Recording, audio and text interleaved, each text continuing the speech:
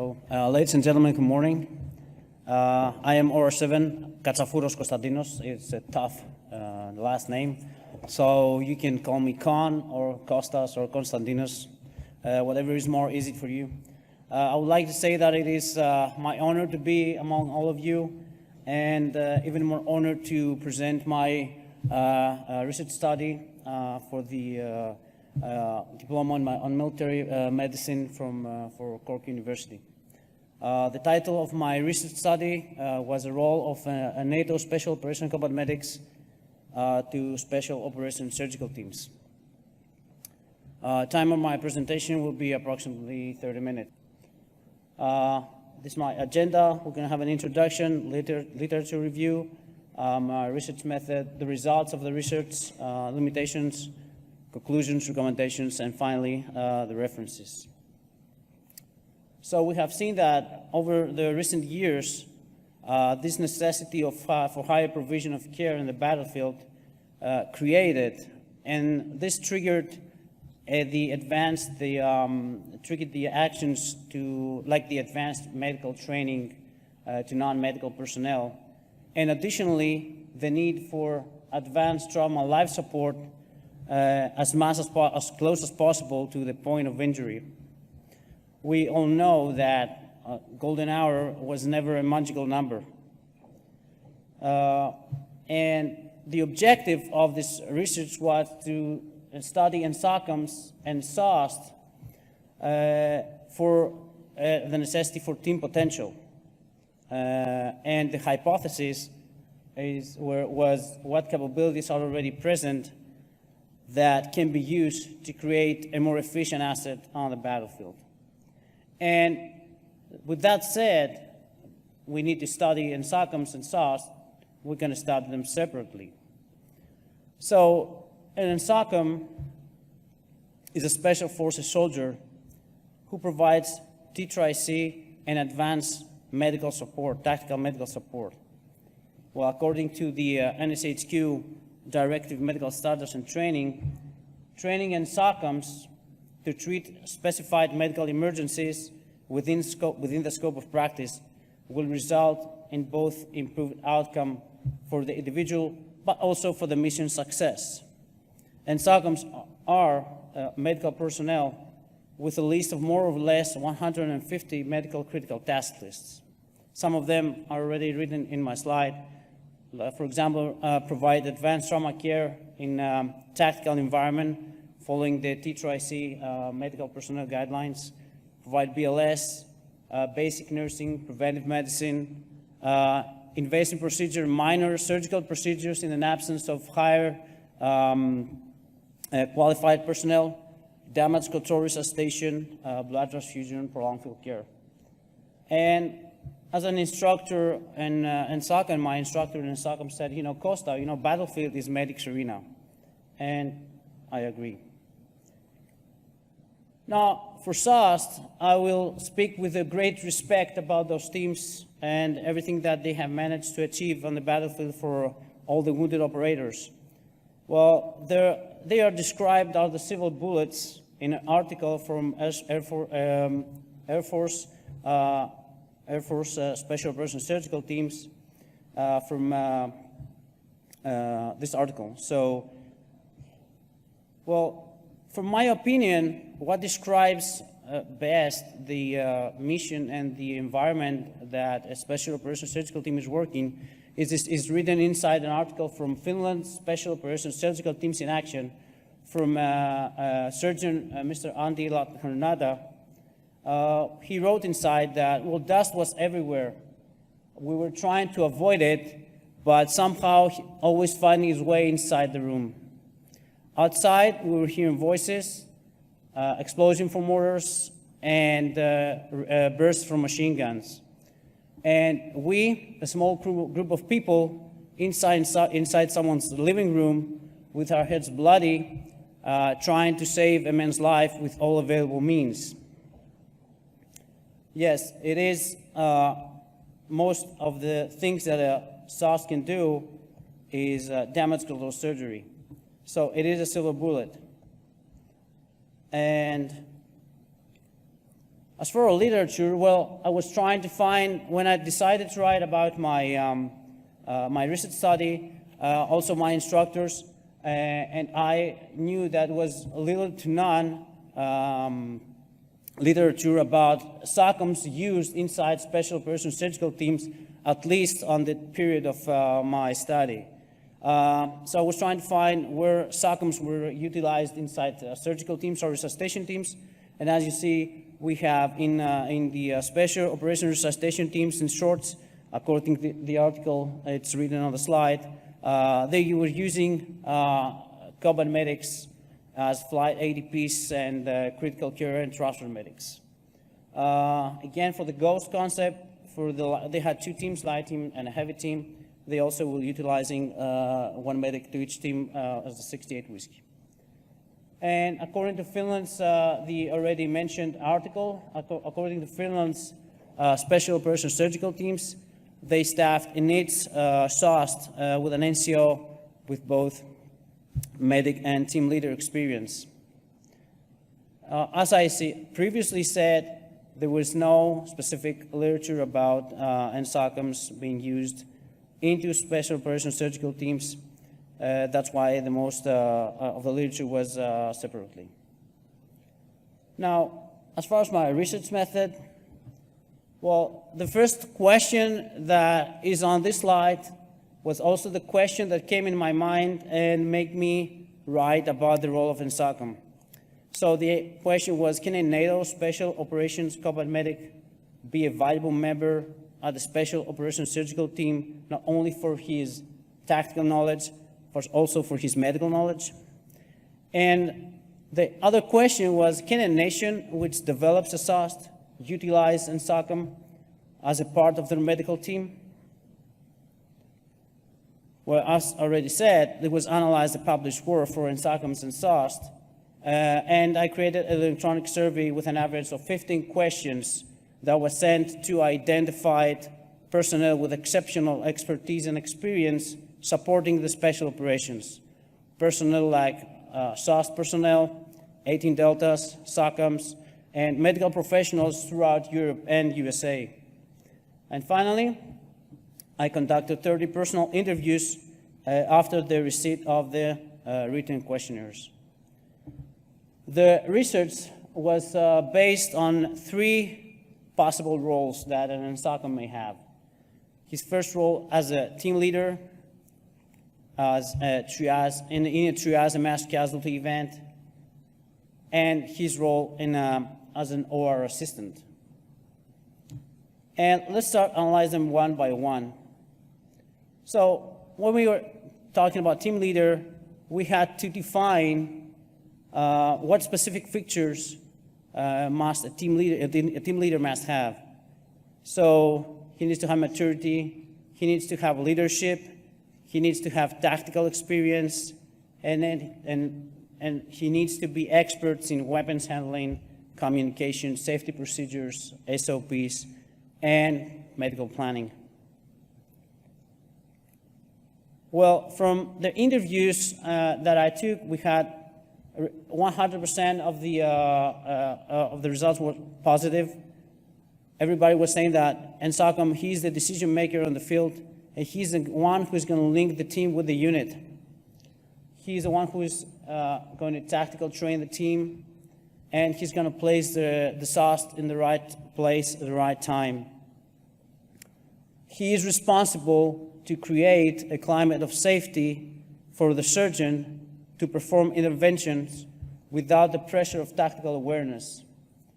Again, a statement from from Surgeon Andy Laternada, he was saying that when it comes to tactics, he is the decision maker of the team and the one who will bring the team as close as possible to the point of injury at the area of operations, 20 minutes from the point of injury.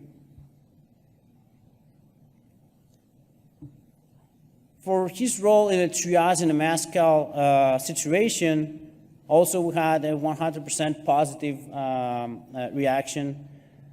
His medical skill set can contribute in this challenge, providing excellent assistance in addition to the emergency medicine physician if necessary. We know that SOCMs are extensively trained in mass casualty scenarios. They are able to adapt to a limited amount of materials, and they also train in prolonged field care and SQL training. Additionally, we see that as far as technology is getting better, they also train themselves with new technology like handheld ultrasounds and portable electrodiagrams. Now, the most difficult part of this research was his role as an OR assistant. Well, there were some things that we need to consider. Well, according to NATO training and requirements,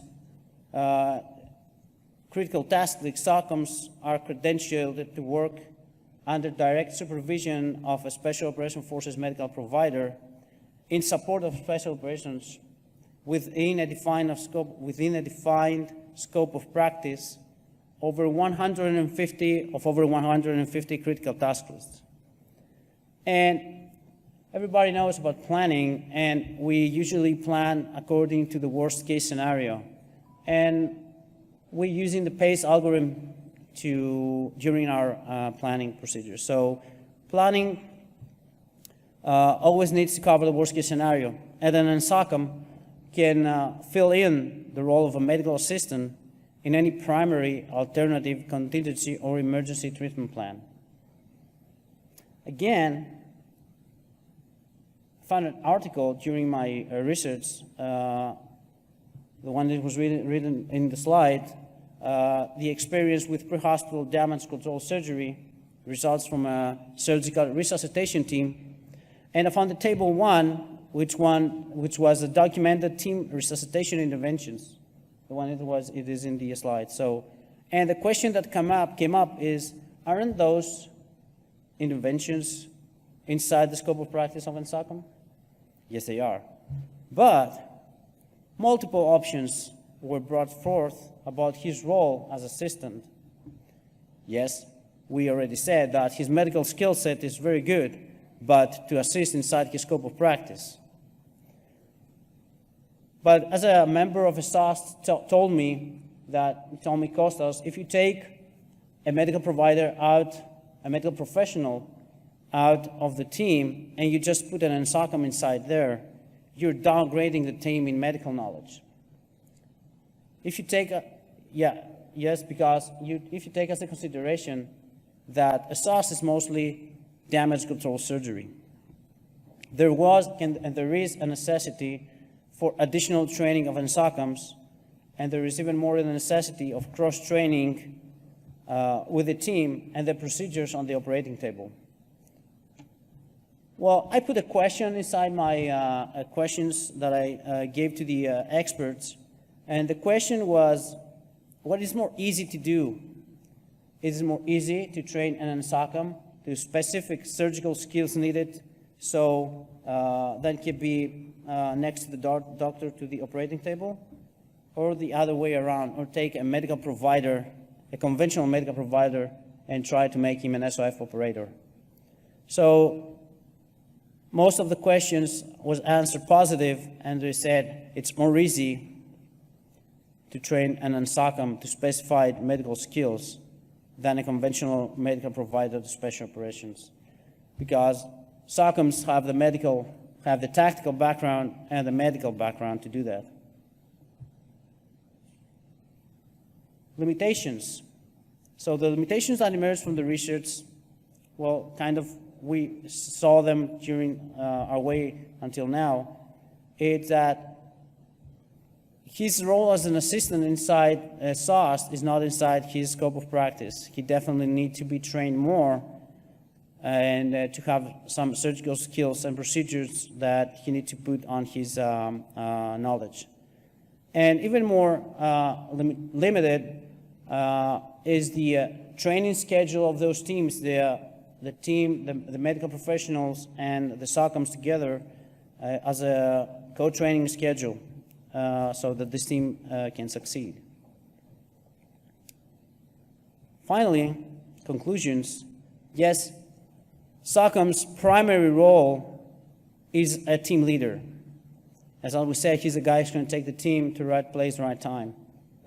NSOCM level for mass casualty and triage situations, yes, he can manage that. And additionally, because SOCMs are trained to be comfortable being uncomfortable, they keep the team functioning in organization, logistics, and evacuation. Having an NSOCM to the team is the most flexible part, and flexibility is what keeps the team low in numbers and high mobility. One suggestion that everybody was saying is, yes, you need to create a 2-week course, SOST course for SOCMs to cover the following skills: instrument handling, trauma procedures, live tissue training, nursing, pre- and post-operative requirements. 100% responded positive for cross-training with the medical team in all the procedure and became familiarized with how the team surgeon works and how the entire team works. We know that one of the SOF truths is humans are more important. Experts, trauma professionals, or trauma surgeons, and other trauma clinicians are the indispensable elements for the success of the future SOF surgical teams.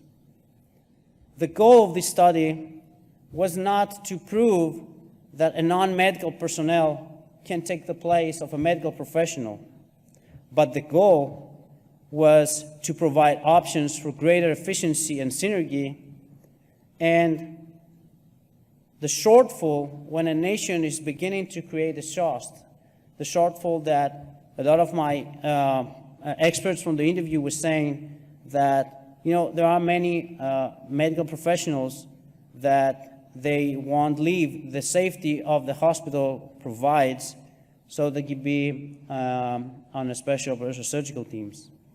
And finally, is when a SOST involved in their PACE plan.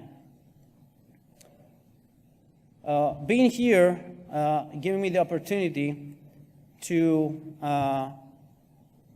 say 2 things about what Greece is doing at the moment.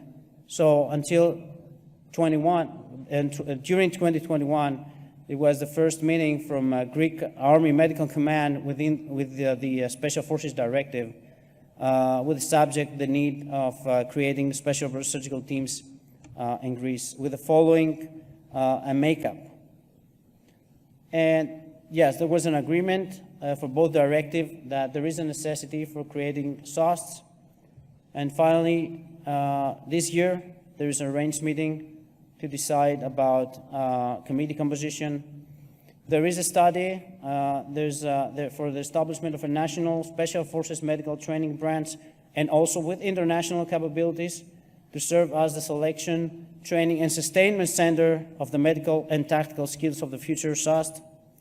And as everybody was doing for his additional training, using civilian trauma centers for training of the team to trauma patterns, protocols, and team organization. I will finish my presentation with a statement from Mr. Ante Lieber, who is a German military surgeon. Well, he said to me, Costa, what is now possible, what's now impossible, what is possible in the future, what is necessary to do for the best level of care for injured operators in an absence of a Role 2 MTF for some hours. Those are my references.